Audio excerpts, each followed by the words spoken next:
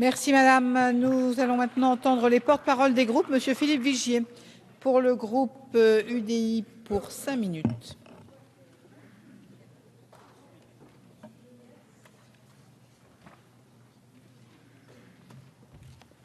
Merci Madame la Présidente, Madame la Ministre, Madame, Messieurs le rapporteur, mes chers collègues. En effet, Madame la Ministre, vous avez raison, c'est une mission importante que celle des ressources humaines, de la gestion des fonctions publiques, puisque ce n'est pas moins de 20% de l'emploi en France dans les 3 fonctions publiques, qu'elles soient territoriales, d'État et naturellement hospitalières. Les enjeux financiers, c'est 80 milliards d'euros de traitement annuel et 120 milliards si l'on compte les pensions qui sont servies. Alors, Madame la Ministre, tous les grands pays, comme la France, qui ont été confrontés à une modernisation indispensable, à des crises économiques, à une évolution de l'attente de leurs concitoyens au service public, ont été amenés les uns et les autres, tous ces grands pays, à moderniser leur fonction publique.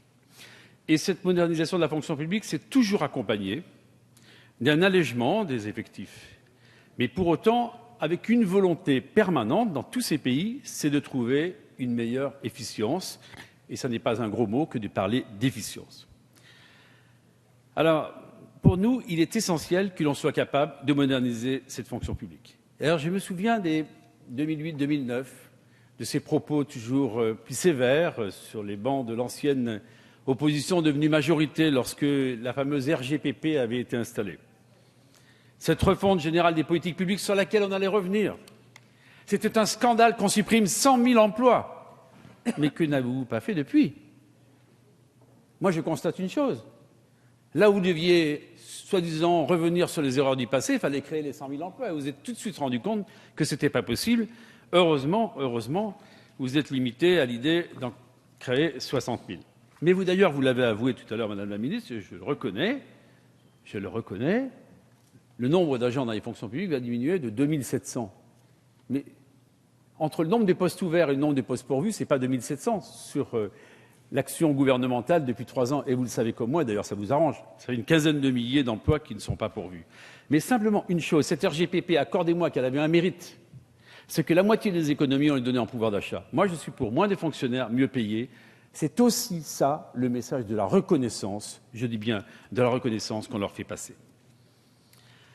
Alors, d'ailleurs, la LOIF, dans ses principes fondateurs, nous expliquait qu'il était indispensable, je reprends, c'est toujours intéressant de dire ce qu'avait dit la LOIF lorsqu'elle a été créée, qu'on apporte un meilleur service public et surtout qu'on ait des dépenses plus efficientes, donc que l'on dépense mieux.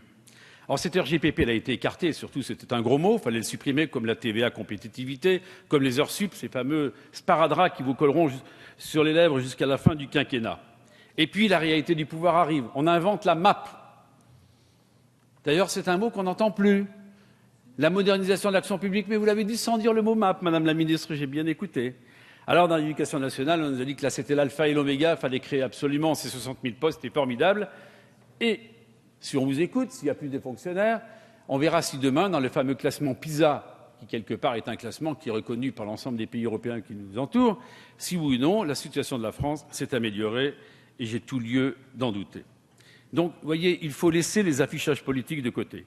Mais surtout, on constate, Madame la Ministre, c'est que c'est le ministère de la Défense, Jean-Yves Le Drian le dit souvent, qui paye la plus grande part de la fonte des effectifs. Pas moins de 66% des emplois supprimés en 2015 seront le fait du ministère de la Défense. Avec, on le sait, un niveau d'engagement de la loi de programmation militaire qui ne sera pas tenu, avec surtout probablement l'incapacité pour la France, je cite simplement le chef d'état-major des armées, général de Villiers, qui nous expliquait il n'y a pas longtemps qu'il serait dans l'incapacité de maintenir l'armée opérationnelle si on devait aller plus loin. Mais si on regarde aussi entre les lignes, je me souviens que dans le ministère de l'écologie, ils avaient payé très cher la facture sur la diminution des effectifs. Je crois que c'était même 8 sur 10, si ma mémoire est très fidèle. La seconde erreur, c'est que, Madame la Ministre, c'est vrai que le gel du point d'indice avait démarré avant que vous n'arriviez. Et ça a continué. Eh oui, ça veut dire que les fonctionnaires, on leur a dit, ben voilà, comme on veut toujours sauver soi-disant le nombre, eh bien malheureusement on ne vous augmentera pas, alors c'est vrai. Alors c'est vrai, les maires que nous sommes savent que pour les catégories C, un effort a été fait. Alors moi je regrette, je vous le dis, je sais que vous êtes battus pour cela, il fallait bien donner un petit peu d'oxygène à ces fonctionnaires, supprimer ce jour de carence. Ça n'est pas bien. De la même façon que je pense que pour les retraites, il faudra que public et privé se rassemblent avec une mise en extinction progressive des régimes. C'est aussi ça la justice. Eh bien, je pense aussi que les jours de carence, c'était mieux qu'on essaye d'une convergence. Je m'étais battu à l'époque contre le ministre du Budget, vous voyez, dans l'ancienne majorité, parce que lui, il voulait mettre 4 jours dans le privé. J'avais dit déjà, si on commençait une convergence entre privé et public, ça serait très bien. Et malheureusement, je regrette qu'on ait supprimé cette journée, Madame la Présidente. Je vais terminer.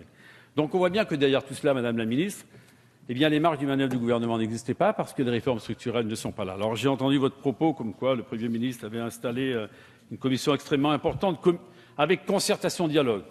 Et vous savez, il y a une phrase qui dit « on veut de bonne soupe et non de beau langage ». Passer le beau langage, il faudra bien, à un moment ou à un autre, donner un peu d'oxygène aux fonctionnaires.